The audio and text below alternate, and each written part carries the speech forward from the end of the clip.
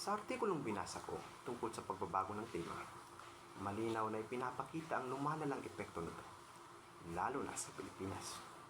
Ang patuloy na pag-init ng mundo ay nagdudulot ng malawakang sakuna ng mas matitinding bagyo, pagbaha at tagtuyot. Bilang isang bansang vulnerable sa mga natural na kalamidad, mahalagang magkaroon ng sapat na impormasyon at paghahanda upang mapagaan ang epekto ng climate change. Ang mensahe ng kalikasan ay malinaw. Tayo ay kailangan kumilos ng mabilis at sama-sama upang protektahan ang ating kapaligiran.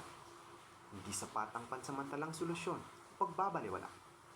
Dapat tayo magpatupad ng mga pulisiyang magtataguyod ng mas sustainable na pamumuhay tulad ng pagbabawas ng mga aktibidad na nagdudulot ng carbon emission at pagpapalawak ng edukasyon ukol sa pangangalaga sa ating kalikasan.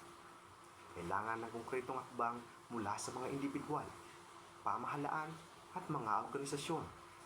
Tamang paggamit ng impormasyon, gaya ng tinatalakay sa artikulo, ay kritikal sa pagkakaroon ng matibay na tugon sa krisis sa klima.